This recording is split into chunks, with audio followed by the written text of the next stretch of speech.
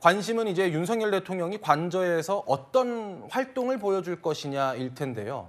김 대변인님, 이번 주에 혹시 탄핵 선고가 뭐 있을 수도 있고 없을 수도 있지만 탄핵 선고를 앞두고 윤석열 대통령이 직접 추가 메시지를 낼 가능성도 있을까요? 제가 볼 때는 어제 충분히 어떤 실질적으로 이제 구치소에서 나오면서 여러 가지 어떤 주먹을 불끈 쥐고 그다음에 감사 인사를 90도로 하고 그런 어떤 행동을 통해서 충분히 저는 메시지를 보여줬다고 합니다. 보여줬다고 생각하고요. 그 이후에 또 입장문 비슷하게 국민들에게 호소를 드린 만큼 짧은 시간 안에 갑자기 어떤 입장을 내기는 쉽지 않을 것 같고요. 제가 볼 때 충분히 본인의 마음, 그거는 국민들에게 전달이 됐다고 봅니다. 알겠습니다. 다만 이제 만약에 선거 기일이 만약에 발표가 된다고 한다면 그때는 뭔가 말을 할 수 있을 것 같은데 저는 뭐 그냥 좀 제가 너무 앞서갈 수도 있지만 저번에 이제 대통령이 마지막 기일 때 임기 단축 개헌을 좀 말씀하시지 않았습니까? 그렇다면 이게 본인은 이제 석방이 됐고 그다음에 탄핵에 대해서 이제 결과가 나올 텐데 이게 제일 중요한 건 뭐냐면 어떤 결과가 나오든지 간에 통합적인 어떤 국민이 하나 돼야 되지 않습니까?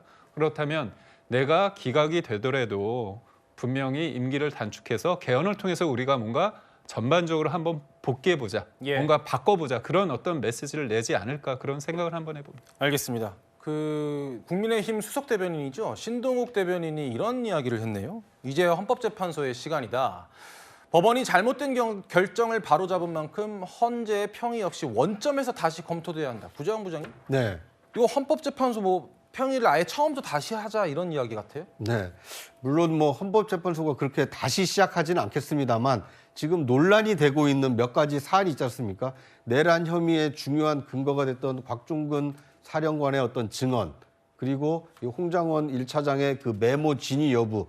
그러니까 많은 국민들이 아직 그 부분에서는 납득을 못하고 있는 부분이 있기 때문에 이런 부분을 오히려 좀 변론을 제기해서 충분히 소명을 듣고 국민들이 충분히 판단할 수 있는 시간을 제공한다는 측면에서는 오히려 재개 가능성도 좀 있지 않을까 하는 생각이 듭니다.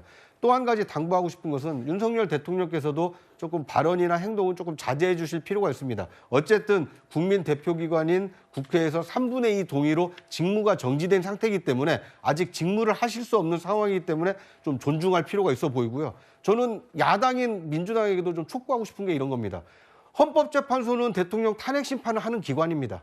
그리고 법원은 지금 내란 혐의에 대해서 형사 절차가 진행 중입니다. 그러면 국회는 뭘 해야 되겠습니까? 대통령이 잘못 마음을 먹어서 계엄이 되는 이런 나라, 법과 질서, 헌법, 87년 체제를 바꿔야 된다. 이런 국민적 요구가 있는 거 아닙니까? 국회가 할 수 있는 겁니다. 여야 합의를 통해서 이제는 국민이 원하는 법 체계로 바꾸자. 특정한 누구 한 사람의 그 판단에 의해서 이 국정이 흐트러지지 않는 새로운 그 국정 질서를 만들자.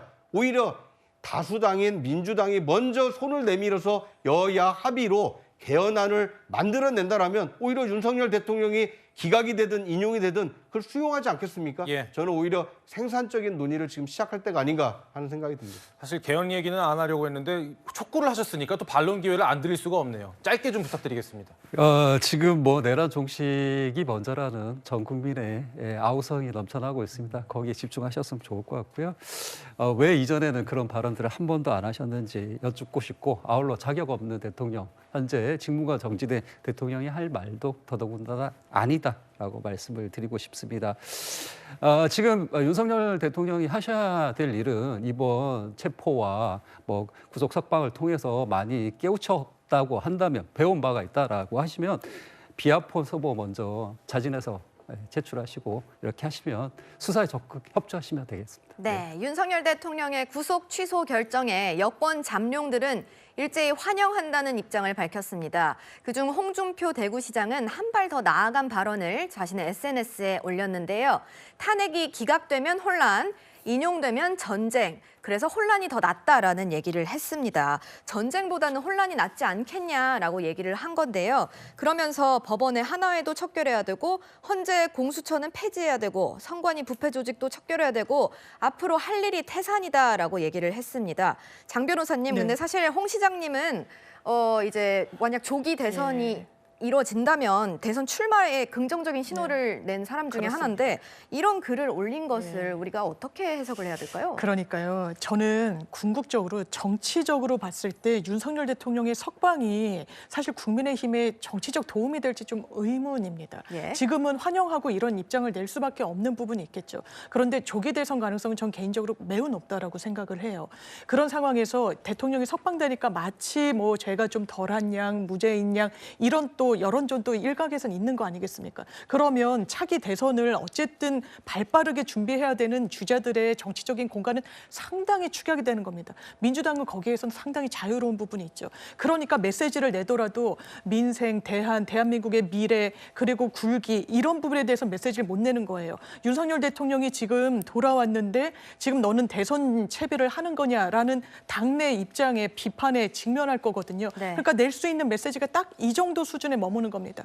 헌재 없애자, 공수처 없애야 된다. 윤석열 대통령 잘하고 있다. 지금 인용이 돼야 된다. 정말 내심으로 윤석열 대통령이 직무에 복귀할 거라고 생각할까요? 저 아닐 거라고 생각합니다. 다만 지금 처한 정치적 공간이 매우 좁다는 걸 보여주는 하나의 상징적인 단면 같습니다. 네, 사실 여당에서도 방금 장 변호사님께서 말씀해 주신 내용을 감안을 해야 될 것 같은데요. 김 대변인님. 네. 사실 당과 대통령 사이의 거리랑 중도층 표심에 이렇게 영향이 있잖아요. 어떻게 보세요? 이제 구속 취소가 돼서 당과 뭐 대통령의 거리가 가까워진다면 어떤 영향이 있을 거라 보십니까? 그럼 그런 부분을 유빌리로 따질 건 아닌 것 같고요. 사법부가 절차적 하자가 있다, 문제가 있다고 했기 때문에 대통령이 석방이 됐습니다. 예. 물론 대통령은 직무가 정지게 됐기 때문에 뭔가 할 수 있는 거에 없죠. 하지만 여권은 책임 있는 집권 여당으로서 해야 할 거를 하면 된다고 봅니다. 미리 선제적으로 뭐 조기 대선 관련해서 그런 부분은 뭐 플랜 B란 거는 존재할 수밖에 없죠. 하지만 우리는 그렇습니다. 이재명 대표께서 어떻게 보면 통합적인 행보를 취하신다고 하지만 비명계 분들과 만났지만 사실상 비명계 쪽의 워딩입니다. 등에 칼을 꽂는 형국가 아니냐 그렇게 비판을 하고 계시는데 저희는 그래요.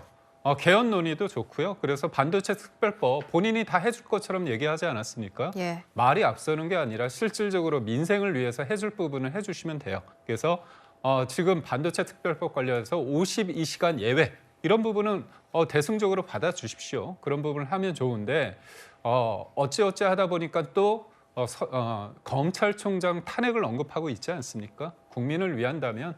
그러니까 이렇습니다. 대통령이 계엄을 냈을 때 사람들이 혼란스럽죠. 하지만 국민들은 그 미소를 보았습니다.